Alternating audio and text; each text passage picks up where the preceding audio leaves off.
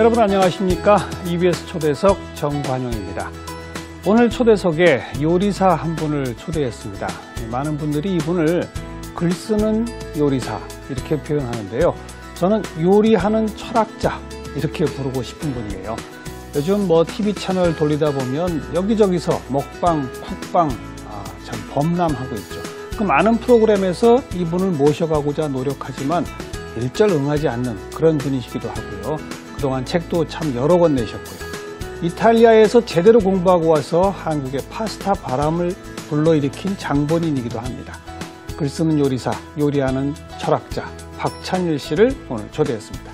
어서 오십시오. 네, 안녕하세요. 네, 요리하는 철학자 어떻습니까?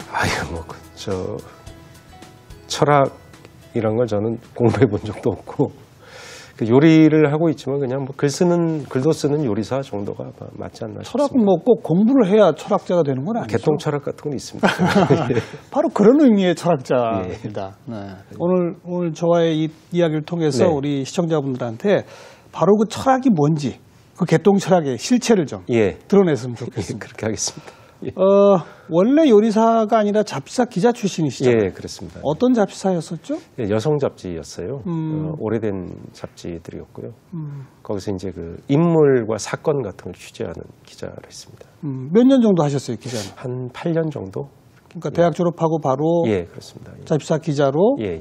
원래 글 쓰고 취재하고 이런 거 좋아하셨던 학창 시절부터? 좋아했었죠.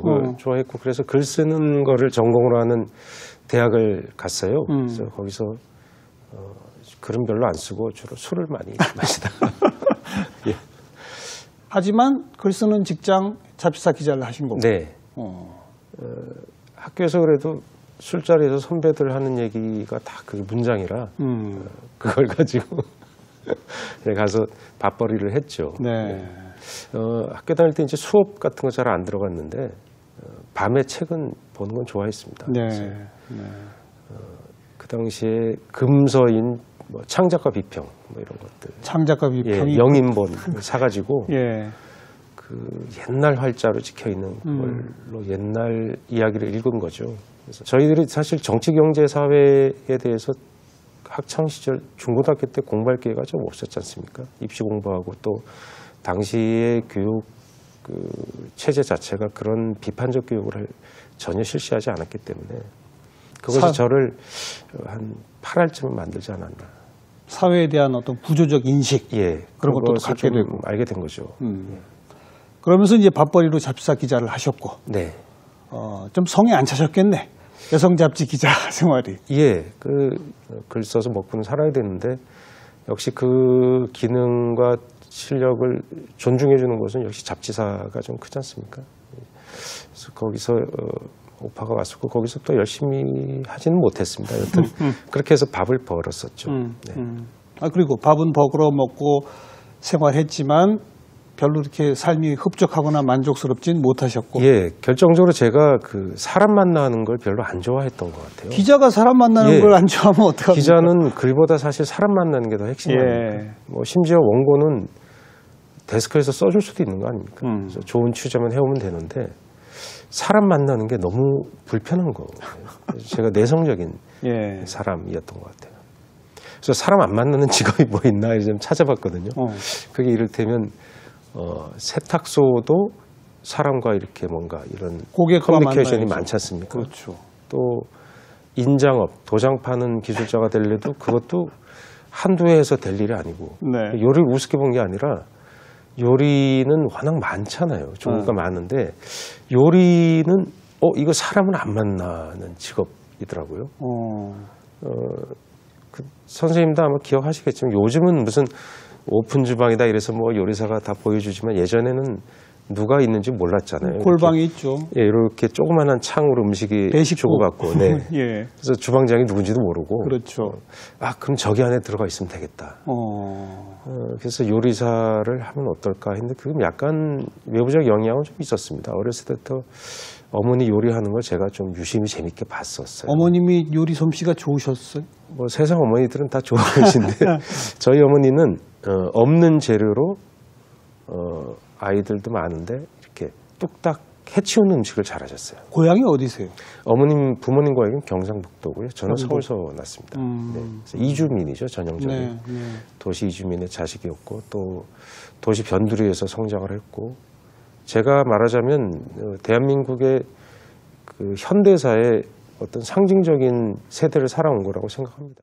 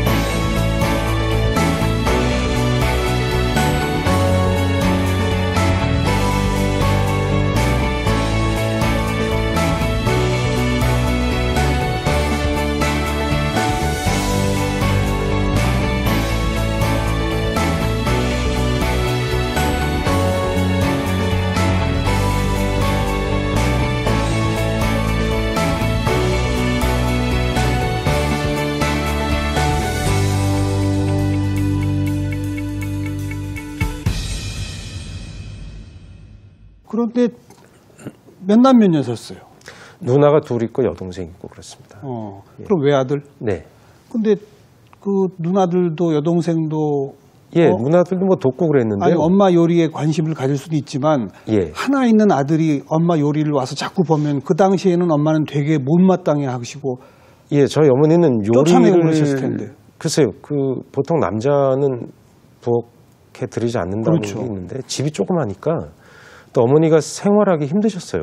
그러니까 일 도와주는 걸 좋아하셨어요. 그러니까 제가 요리에 최초로 참여한 게 마늘 다지는 거랑 예. 콩나물 다듬기 뭐 그런 거. 근데 그걸 제법 맵시게는 했나 봐요. 어머니가 어떻게 생각하실지 모르지만. 그래서 이렇게 도와주면 좋아하셨어요. 그래서 그걸 좀 도와주기도 하고 또 부엌이라는 게 요즘은 부엌과 방이 격리돼 있잖아요. 학생, 자식은 방에 들어가서 컴퓨터를 보거나 책을 공부를 하고 있고 또 학원에 나가 있는데 옛날엔 방이 없으니까 옛날엔 뭐 특히 서울 변두리에 그 도시 빈민적 삶을 살고 있는데 거기서 무슨 뭐 부엌 따로 방 따로 있겠습니까? 거실 따로. 그러니까 부엌이 50cm 앞에 벌어져 있는 거지 항상 어머니가. 그때 석유 풍로를 이렇게 조리하시고 연탄 아궁이에 조리하시고 그런 장면을 너무나 가까이 볼 수밖에 없어요. 그 옆에서 제가 공부를 해야 되거든요. 네, 네. 그런 것들을 간헐적으로 어머니의 요리 장면을 계속 보다 보니까 그 일관적인 조리 과정을 이해하게 된 거예요. 아, 저건 저렇게 요리하는구나. 그냥 눈으로 봐서. 예. 밥을 뜸들일 때 부직갱이로 저렇게 찔러 넣다가 나중에는 이 고도를 높이시는구나. 이 높이를. 뭐 그런 것들요. 그 다음에 김이 소뚜껑이 덜덜덜 떨 때 그때 언제 여시는구나. 또 재료 언제 투입하는구나.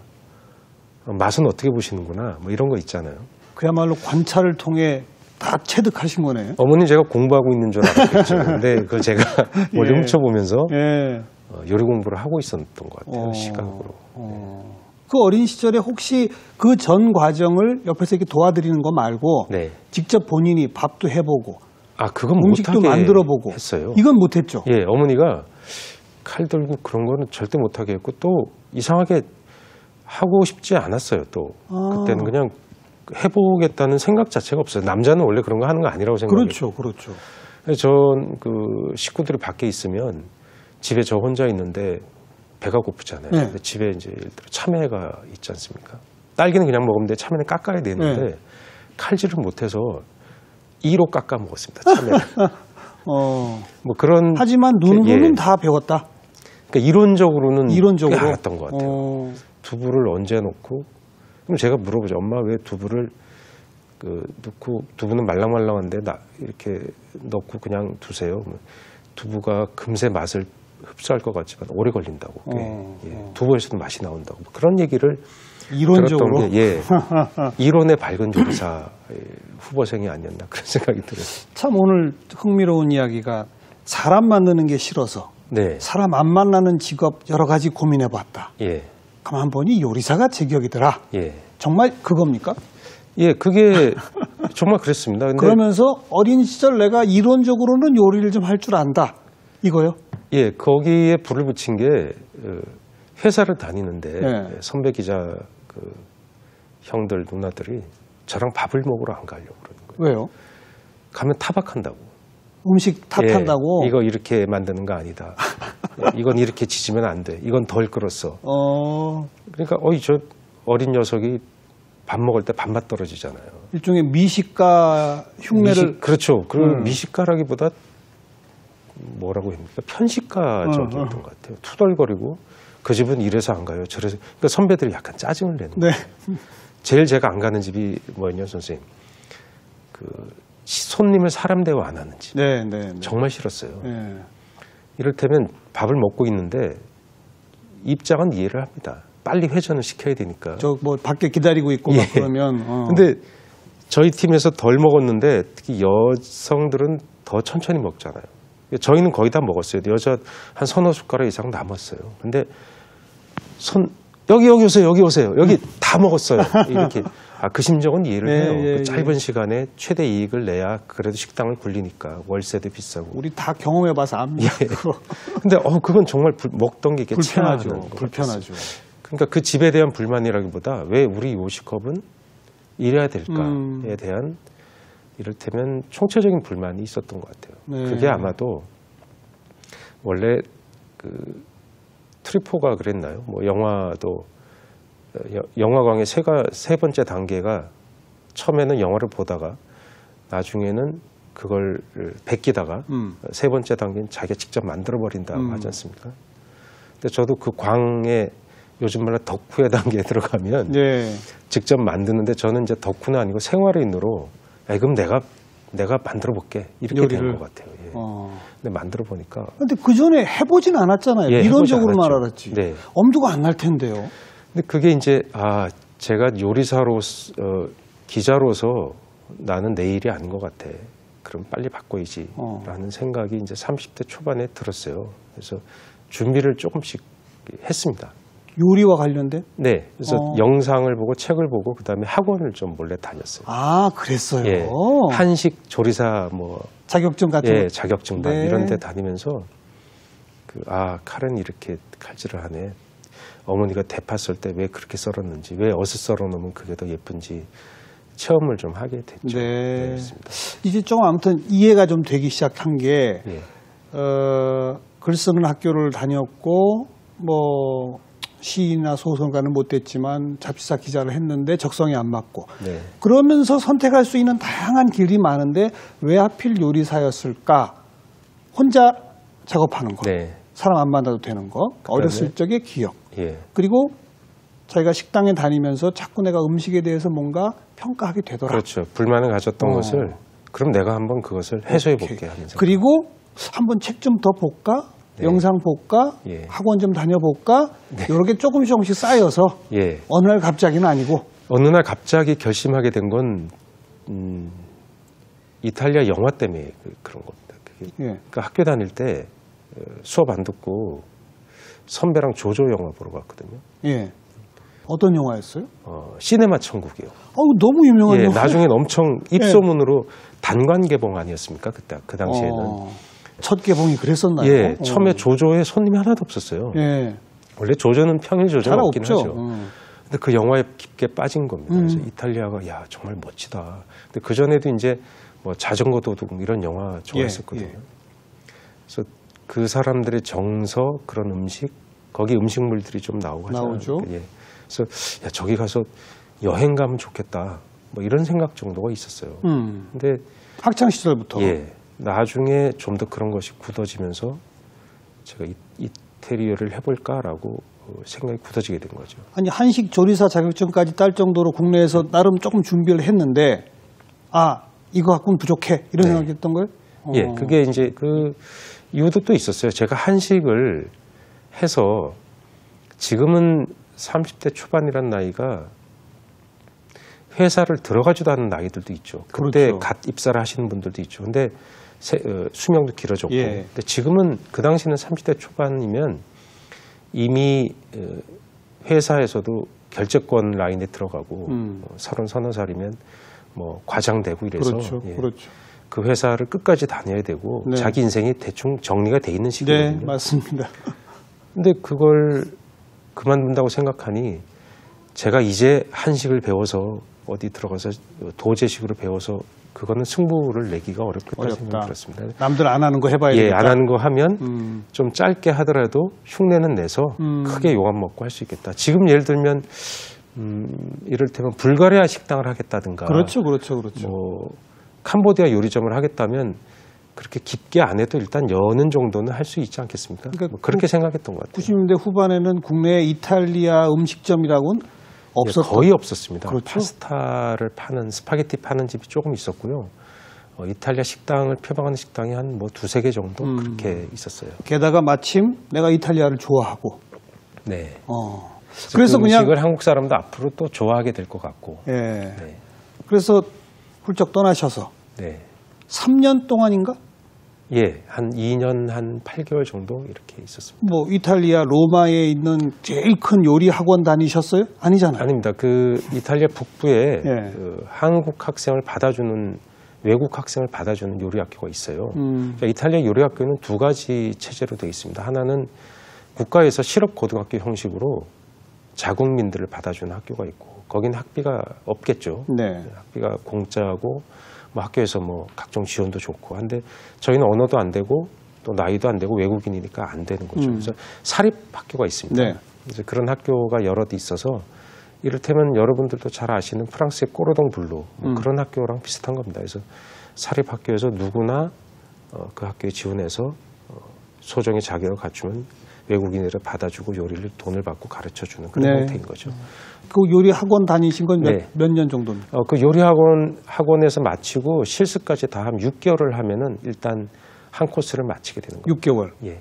근데 2년과 거의 예. 3년 가까이 계셨잖아요. 근데 저는 그 6개월만 하고 올라 그랬었어요. 예, 예. 근데 이제 그러면 요리 기초를 어느 정도는 하고 또 한국에 와서 수련하면 뭐 작은 국수집이라도 열 수 있을 거라고 생각을 했는데 처음에 가게 될 때 좀 약간 웃겼는데요. 한국 사람이 제가 아내한테 설득 내지는 이렇게 얘기를 했습니다. 야, 가서 이태리 국수 스파게티 3가지만 내가 배워갖고 올게.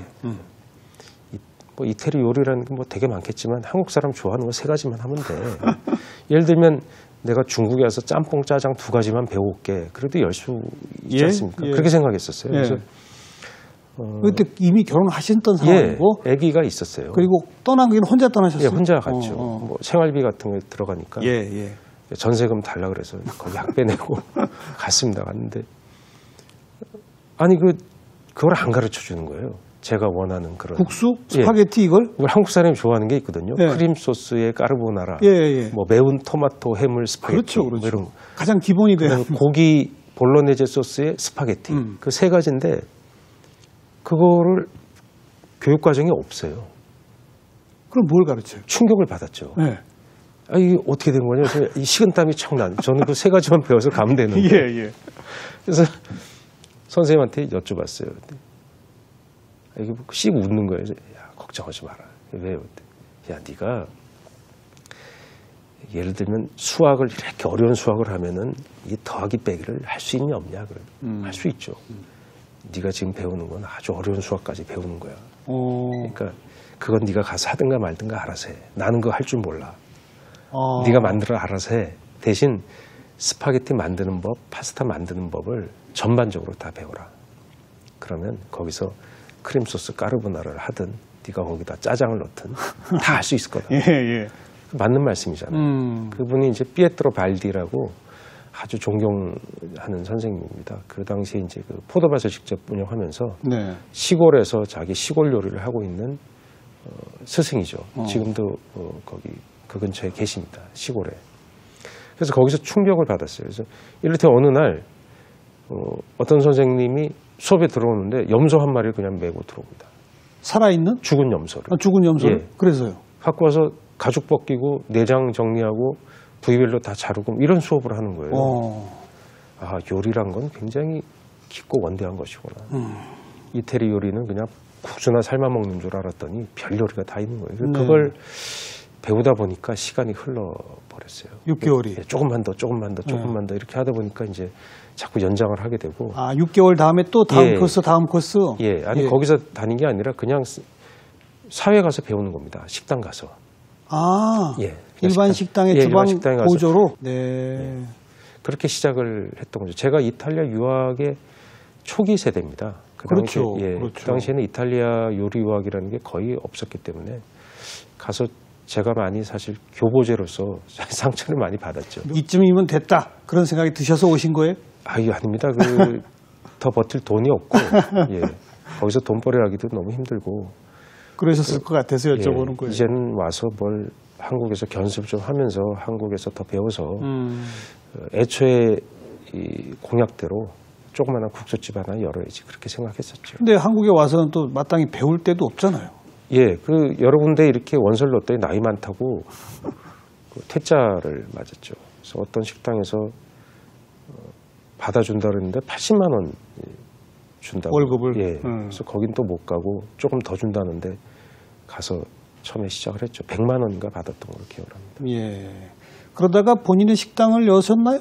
예, 제가 책임지는 식당을 열었죠. 그러니까 제 돈과 뭐 이런 걸로 돈은 전혀 없으니까 제가 제 이름을 내세워서 주방장이 된 거죠. 거기서 한국 수련을 몇 해를 하고 제 이름을 걸고 또 식당을 하고 그렇게 하면서 성장을 해왔습니다. 사실 그럴 만한 커리어는 안 되는데 한국에 이탈리아 요리를 하는 분들이 적었고 그러니까 좀 운이 좀 좋았죠.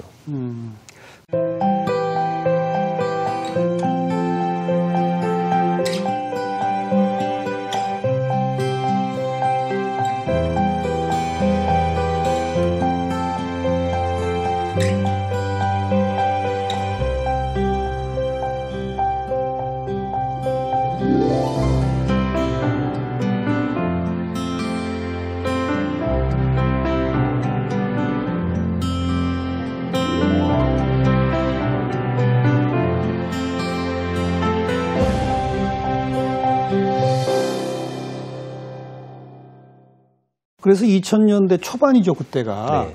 파스타 붐을 일으킨 장본인. 예, 2000년대 중반쯤인데요. 중반쯤. 여러 선후배들이 같이 했었고요. 제가 파스타 붐이라기보다는 요리, 서양 요리, 특히 이탈리아 요리 같은 패러다임을 조금 바꾸는데 제가 조금 일조를 했던 것 같아요. 어떻게 바꿨습니까? 이를테면 서양 요리 그러면 뭐 스파게티 이런 뭐 토마토 소스에 뭐 이렇게 하고 주로 이제 수입 재료 써야 되고 또 스테이크에 감자 뭐 이렇게 어떤 한국 사람들이 양식에 대해서 생각하는 표준적인 기대치가 있어요. 정형화된 것이죠. 네, 그런 음식을 또 식당에서 제공해줘야 불만이 적고 하다 보니까 그렇게 했었는데요. 또 수입 재료 쓰는 게 당연시되고. 근데 수입 재료를 쓰는 것보다 제가 이제 이탈리아에 있으면서 로컬 푸드라는 개념, 슬로우 푸드 그 회원이 됐어요. 네, 네. 한국에는 그때 소개되기 좀 전이었는데 그게 아주 좋더라고요. 왜냐하면 뭐 별 어려운 게 아니고 지역에서 있는 공장 말고 조그마한 농부가 생산한 재료를 가지고 요리하면 그게 맛있다 이 주의거든요. 그렇죠. 네. 그걸 팔아줘야 또 농민도 살아나고 어민도 살아나고 돼지 치는 사람도 먹고 산다. 그겁니다. 한마디로 얘기하면. 요즘은 거의 상식화됐지만 예, 지금은 슬로푸드 한국협회도 있습니다. 예. 예를 들면 그런 거예요. 울진 가가지고요. 농부가 있으면 물어봅니다. 그래서 어부죠. 어민한테 얘기해서 아저씨 이렇게 해서 꽁치 그러면 제철에 나오는 거 20마리 붙여주세요. 그래서 꽁치를 스파게티 하는 거예요.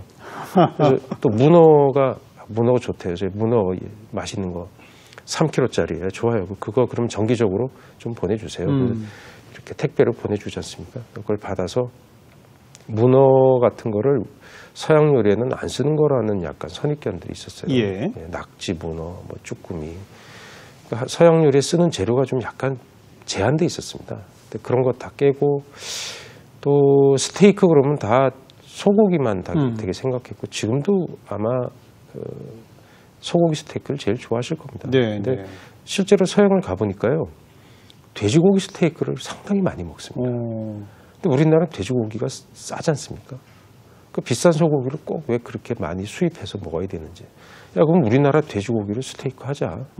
그래서 했는데 손님들이 좋아해요. 네, 그게 무슨 뜻이냐면 그런 거를 갈망하는 분들이 있었던 거예요. 지금은 그래서 뭐 돼지고기 스테이크는 레스토랑 가에서 아주 흔한 요리가 이제는 됐습니다. 그러니까 제가 거기에 디딤돌 같은 걸 놨다는 생각으로 상당히 그런 건 좀 자부심이 있죠. 제가 이 자료를 보다 보니까 동해안 피문어와 홍천 찰옥수수 찜을 곁들인 라비올리. 네, 뭐 그런 것들 했어요. 근데 이런 게 머릿속에 이렇게 탁 떠올라요?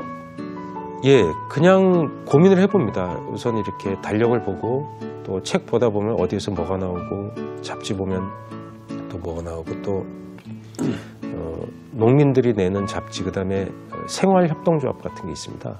거기서 정기적으로 회보를 보내주거든요. 그래서 요번 주에는 무슨 재료를 얼마에 판다고 다 써 있어요. 그래서 뭐 무슨 보리 먹인 뭐 친환경 무슨 돼지. 그럼 이걸로 해볼까? 뭐 그래서 생각해 보는 거예요. 또 어떨 때는 보리싹 이런 걸 국에 넣어 먹으라고 또 올라와요. 예. 보리싹 그거 원래 홍어국에 넣어서 먹는 거잖아요. 홍어 액국에.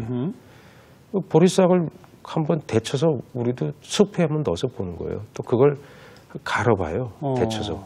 색깔 나고 보리싹 향이 납니다. 그걸 이제 수프로 또 손님한테 드리는 거예요. 예, 수프는 왜 항상 맨날 버섯 수프, 고기 수프만 해야 되냐 그런 생각이 있었죠. 그런 건 이탈리아에서 배운 건 아니잖아요. 이탈리아에서 영향을 받은 겁니다. 그러니까 이탈리아에는 지역의 나오는 산물로 무엇이든 천천히 한번 만들어 보자. 다 요리를 할 수 있다는 게 이탈리아 다양하게 할 수 있다는 그 게 철학을 배우신 거네요. 그러니까. 예. 거꾸로 우리도 그게 있습니다. 우리나라의 지역의 한식당에 가면 제철 나는 걸로 다 식탁 짜지 않습니까? 그렇게 하죠. 무슨 나물 먹어 고기가 나오고 뭐 원추리 나물로 데쳐서 그게 이탈리아에도 똑같이 있는 거예요. 근데 이탈리아, 프랑스 이런 서양 요리를 한국에서 하는 식당들은 어떤 고정관념에 사로잡혀 있었죠. 왜? 손님들이 그렇게 고정관념이 어느 정도 있으니까요. 우리는 스프, 새우 칵테일, 뭐 감자 메시를 곁들인 소 등심 스테이크, 안심 스테이크 이런 양식은 그런 거야라는 고정관념이 있었거든요. 그 고정관념을 그게 깨셨다. 일제 강점기부터 계속 영향을 준 거거든요. 일제 강점기부터. 일본 사람들이 그런 요리를 한국에 전파를 했어요. 그래서 그게 계속 발전하지 못하고 호텔 요리라는 형식으로 계속 유지가 되었던 거죠. 또 우리가 서양 음식을 먹으면 또 얼마나 자주 먹겠습니까? 어쩌다 한번 먹으니까 가면 그래도 스테이크와 뭐 스프 먹고 와야지 이런 고정관념이 있었어요. 그런 것들을 좀 깨봐야 되겠다. 깨봤더니 고객들의 반응이 오히려 좋더라. 예, 좋습니다. 오히려 좋더라. 전체적인 반응은 아니지만 미식가나 또 이런 데 동조하고 있는 분들의 호응을 받은 거죠. 하긴 아직도 이런 걸 우리 서양 요리의 대세라고 절대 말할 수 없죠. 대세는 아닙니다. 그러니까 새로운 충격을 주었고 하나의 조그만 문화가 만들어졌다. 뭐 그런 정도라고 봐야죠. 그래서 후배들이 이제 그런 것들을 동조하고 같이 실천하고 저랑 같이 고민하고 그런 후배들이 많이 생겼어요. 지금 영업하고 있는 친구들이 많습니다. 그렇죠. 그 요리사의 가장 첫 번째 덕목은 그러면 좋은 재료 그렇죠. 고르기 구하기 이거네요. 재료가 파랄리라는 말을 하거든요. 재료가 나쁘면 어떠한 요리도 할 수 없죠. 그러니까 좋은 재료를 구해야 되고 그것을 안정적으로 써야 되고 또 재료를 썼을 때 그것이 손님의 미각에만 봉사하는 게 아니라 그 재료를 생산하고 만들고 잡은 사람도 좋아야 돼요. 그러니까 그런 분들한테도 써줘서 그분들이 신나게 생산할 수 있게 요리사들이 힘을 내야죠. 그런데 그걸 무엇과 무엇을 조합하면 어떤 맛이 나겠구나. 이걸 창조해내는 거는 그래도 요리사의 목 아니에요? 요리사들이 이제 하는 거죠. 경험과 또 도전 정신, 데이터의 조합 이런 걸로 또 뭐 타고나게 미각이 좋은 친구들도 있어요. 그런 천재적인 친구들도 있고 또 그렇게 해서 개발해내고 손님한테 제공해주고 그러다 보면 그게 하나의 클래식이 되거든요. 그러니까 김치찌개에는 돼지 사태를 넣고 파를 넣고 끓인다라는 클래식은 누군가가 처음 시작한 거거든요. 만들어냈겠죠. 그게 갑자기 동시에 만 명이 시작한 게 아니거든요. 지금까지 몇 개 정도의 요리를 개발하셨어요? 한 500품 정도는 되는 것 같아요. 500에서 한 6, 7, 800품 정도. 실패한 것도 많습니다. 물론 그렇겠죠. 손님의 냉정한 외면을 받아서 그냥 메뉴판에서 사라진 것도 있고요. 살아남은 것들도 뭐 있고 그렇습니다. 그게 진짜 이탈리아 본토에서 즐기는 음식이더라. 예, 그거죠. 당연히 그럴 수밖에 없습니다. 그래서 프랑스, 이탈리아의 굉장히 유명한 요리사들이 일본이나 한국이나 중국에 오면 제일 먼저 하는 일이 재료를 가져오는 게 아니라 여기는 뭐가 있나 보는 겁니다. 시장을 가는 거예요. 시장 가는 게 쇼하러 가는 게 아니고 내가 여기서 요리해야 되는데 얘네는 뭐 생산하지? 뭐가 좋지? 하러 염탐하러 가는 겁니다. 네, 그래서 그걸 다 먹어보고 테스트해보고 그거 갖고 요리해요. 왜? 제일 신선하거든요. 당연히 맛있죠. 근데 우리 박찬희 씨는 셰프라고 하는 이름을 싫어한다면서요? 아, 예, 그건 생리적으로 저는 들으면 좀 기분이 별로 그다지 이렇게 흔쾌하지는 않은 것 같아요. 왜요? 왜? 예, 그게 이를테면 외래 문화의 추종 때문에 생긴 또는 요리사의 직군에 대한 맹목적인 어떤 떠받침 그런 것 때문에 발생해서 그래요. 셰프란 말이 문제가 있는 게 아니라 저희들이 뭐 외국의 직책들 그대로 많이 쓰잖아요. 외국 이름, 뭐 오퍼레이터란 말도 쓰고, 뭐 디자이너. 예, 디자이너 그런 거 거부감이 있다고 생각지는 않거든요. 근데 개인적으로 그 셰프란 말이 회자되는 시점과 이유가 그 요리란 무엇인가에 사람들에게 적응하면서 알게 된 게 아니라 갑자기 TV 매체 같은 데서 예. 뭐 셰프 이러면서 예. 만들어낸 일종의 호칭인 거예요. 그러니까 갑자기 주로 외국식을 하는 사람들에 예, 대한 예. 외국 음식을 하는 사람들에 대한 신비로움을 더하기 위한 좀 더 멋있게 보이는. 멋있게 보이는 말을 쓰려고 그 말을 쓰다 보니까 그래서 그냥 싫어하는 거죠. 그럼 뭐라고 불러야 됩니까? 저희 때는 제가 어려서 식당 다니고 그래 다 주방장이라고 그러지 않았어요? 주방장. 예. 근데 그 주방장이 주방의 장만 주방장이거든요. 그렇죠, 그렇죠. 예. 대장이 주방장이죠. 예. 근데 그 말단 요리사도 주방장이라고 부르면서 인프레가 생겨버렸어요. 셰프란 말이 주방장이죠? 셰프란 말도 원래 주방장이에요. 그렇죠. 예. 쉬프예요. 영어로 하면. 그러니까. 예. 그래서 예를 들어서 대장이라는 뜻이잖아요. 불어 아닙니까? 불어여서 프랑스 사람 명함을 딱 받았는데 은행이 어디 팀장이에요. 재무팀장. 딱 봤는데 뭐 셰프도 이렇게 써 있는 거예요. 네. 남들이 보면 이 사람은 요리사인가라고 생각할 수도 있었거든요. 팀장이란 뜻, 예, 대표란 근데 뜻 그런 거죠. 미국인들이 거두절미하고 셰프 드 귀진을 셰프 오브 키친을 빼버리고 셰프만 갖다가 그걸 그냥 요리사라는 이름으로 써버린 겁니다. 원래는 주방장이요. 예, 주방장만. 요리사 전부를 셰프라고 부르겠다. 그래서 뭐 보조 셰프 이런 말들이 나오기 시작하는 거죠. 미국에서 그것이 회자되면서 셰프란 말이 요리사를 대체하는 말로 바뀌고 우리도 그렇게 들어오게 된 겁니다. 그러니까 우리식으로 그냥 요리사, 네. 그중에 대장은 주방장 예. 이렇게 부르는 게 그러나 옳다. 뭐 지금 이미 셰프란 말이 대세가 돼버려서요. 그 공존해서 쓰면 어떨까 그런 생각도 듭니다. 뭐 요리장, 조리장, 뭐 요리사, 셰프 뭐 다 그냥 의미는 있는 말인데요. 저 개인은 그냥 셰프란 말이 별로 안 좋다. 그런 겁니다. 예. 그리고 방금 표현하신 게 그 말이 우리 사회의 TV 매체를 통해 등장한 거는 네. 오늘 제가 프로그램 시작하면서 이야기한 이른바 쿡방, 네. 먹방 네. 이런 게 하나의 뭐 대세 비슷하게 자리 잡는 그 시점부터 아니겠습니까? 예, 그러면서 셰프란 말이 회자가 되고 더 강력한 파괴력을 갖고 사람들에게 파고들었죠. 오락으로 요리를 우리가 접하게 돼버리는 겁니다. 그게 그러다 보니까 요리를 좀 희화하거나 또 요리 자체가 뭐 물론 요리는 즐거움이죠. 근데 본질과는 좀 상관없는 걸 가지고 사람들이 즐기다 보니까 또 거기 왜곡된 현상도 나타나고 어떤 그렇죠. 것들이 본질과 상관없이 왜곡된 겁니까? 뭐 요리사들은 그러니까 TV에 보이는 그런 모습과 실제 요리사들은 많이 다르거든요.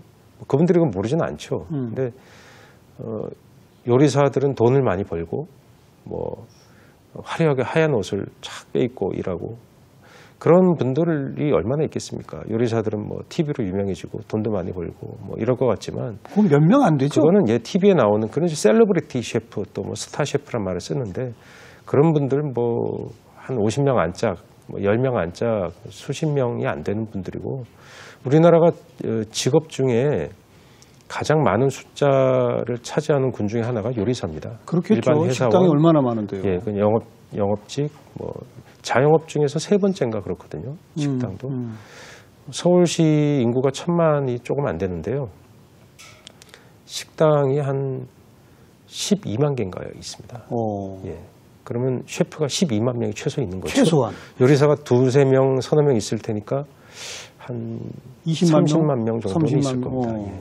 그분들이 다 셰프거든요. 요리사인데 1인당 80명당 식당이 하나씩 있는 셈입니다. 인구 80명당. 네. 예. 얼마나 식당이 많습니까? 그런 문제들도 사실은 우리를 괴롭히고 있는 거죠. 왜냐하면 우리 주변에 다 누군가가 식당을 하고 있거든요. 그렇죠. 그리고 그 식당이 장사가 안 되고 힘들어지고 한 1, 2년 만에 한 네. 절반은 망한다 그러잖아요. 예. 창업하면. 그리고 또 그 망한 자리에 또 다른 식당이 들어서고. 예. 그런데 월세는 떨어지지 않고 그러니까요. 권리금은 계속 있고 예. 이런 문제들.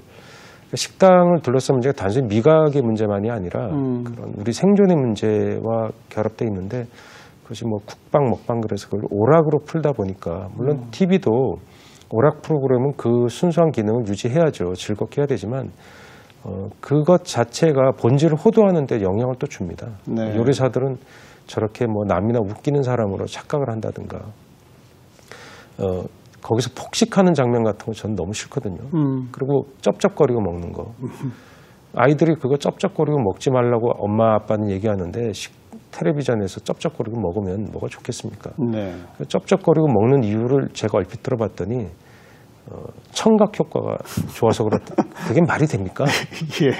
그 소리가 사실 좋은 소리는 아닌데. 예. 할 수 있다고 다 하면 안 되지 않습니까? 더 자극적으로 이런 거죠, 뭐. 그래서 그것을 주로 먹방, 쿡방, 오락 교양 프로로서 끊임없이 전파를 통해서 확대 재생산되죠. 채널만 틀면 재방송이 되지 않습니까? 그러니까 말이에요. 아이고 우선 프로그램 숫자도 너무 많아요. 네, 그게 계속 먹방, 쿡방이 시청률이 잘 나오거든요. 바로 사람의 감각을 건드리거든요. 그러니까 이를테면 포르노랑 비슷한 거예요. 음식 포르노. 그런 게 무차별적으로 음식 포르노가 계속 방송이 된다는 거죠.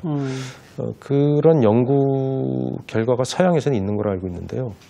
TV 매체에서 그런 음식물이 노출되었을 때 사람들의 미각이 어떻게 변하는가에 대한 그런 연구도 진행이 됐던 걸로 알고 있습니다. 어떻게 변한대요? 아이들이 더 단 거? 인스턴트, 더 단 거, 인스턴트. 더 자극적인 걸 찾아보게 되는 거죠. 그래서 성인 제이미 올리버가 공익적인 행동들을 지금 하고 있지 않습니까? 뭐 이럴 때 설탕을 적게 먹기, 인스턴트 음식을 추방하기, 학교 급식에서 탄산음료를 빼는 것들.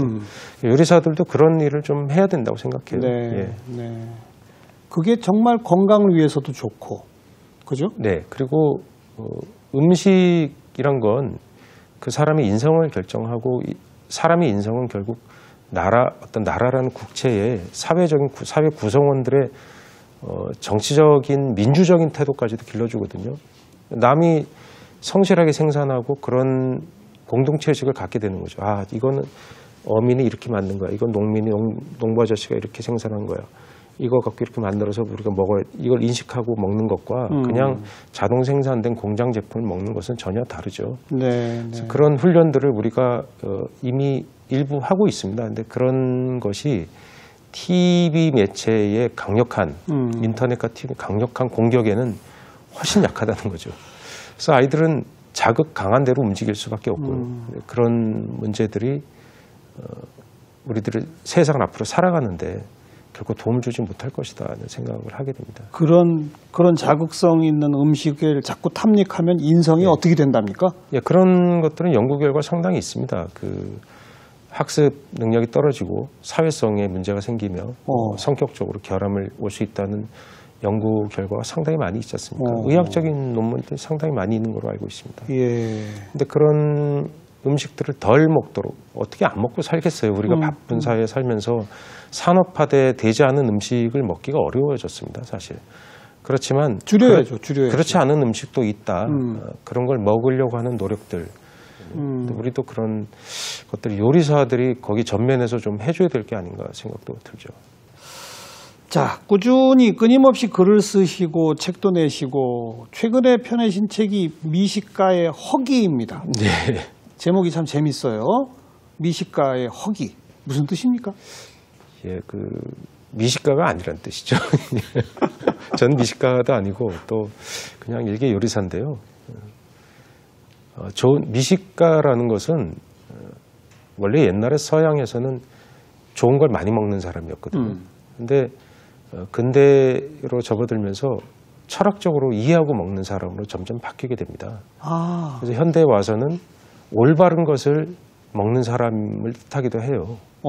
예, 올바른 것을 잘 찾아 먹고 그것에 대해서 이해하고 있는 사람도 미식가라고 하거든요. 예. 근데 우리는 그런 것을 좀 챙기면 안 되나? 거창하지 않더라도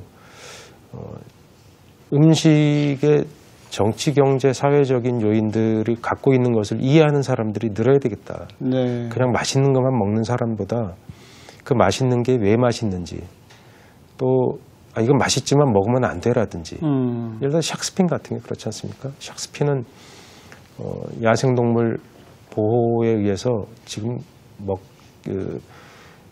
먹지 말아야 되는 음식으로 누구나 다 공유되어 있습니다. 심지어 샥스핀의 원조 국가인 중국이 국가 원소 식탁에서 없앴지 않습니까? 네, 네. 그런 것들도 우리가 어떻게 알고 먹느냐에 대한 얘기들, 그것이 어떤 지구에 어떤 영향을 주는지, 우리 후손에게 어떤 영향을 줄 것인지에 대해 이해하는 것. 일본 사람들이 참치를 그렇게 많이 먹으면 지구 생태에 어떤 문제가 올 건지. 일본 사람들이 고래도 먹지 않습니까? 네, 네. 연고용이라고 하면서 자꾸 잡아서 먹어요. 그러면 그렇게 먹어도 되는 건지 같이 고려를 해보자는 거죠. 그게 알고 먹는 게 그러니까 미식가들은 허기가 진다라고 표현을 한 거죠. 네. 풍요롭기가 어렵다. 고민하면서. 예. 왜냐하면 식품이라는 게 우리가 먹는 음식이라는 게 이미 지구의 미래와 밀접하게 결합이 돼 있습니다. 그렇습니다. 왜냐하면 식품 생산 자체가 다량의 에너지를 생산해야 되고 GMO 문제, 또 불평등의 문제, 또 재벌 기업의 편중된 문제, 그런 사람들이 다 식품 기업을 다 사들였거든요. 그러니까 자기들이 다 팔아요. 자기들이 다 이익을 가져가는 문제. 이런 문제들이 우리가 모르고 먹는 식탁에 그대로 노정이 돼 있거든요. 그걸 같이 고민하는 것이야말로 진짜 미식가다. 그래서 미식가는 정신적으로 배가 고프다. 그런 뜻으로 제목을 지어봤습니다. 네. 철학적으로 음식에 대해서 이해할 뿐만 아니라 정치경제학적으로 사회 구조도 이해해야 하는 숙제가 많네요. 미식가 되려면. 예, 미식가들도 그렇고 일반 미식가가 아닌 분들도 예, 생각하면 먹어야지. 시민들이 다 당연히 생각하고 먹어야 되고요. 네, 네. 우리들의 밥 한 숟갈 뜨는 것도 다 정치행위랑 연관이 되거든요. 예. 그런 것이라고 생각한다면 생각하고 우리도 좀 먹어봤으면 그런 생각이 듭니다.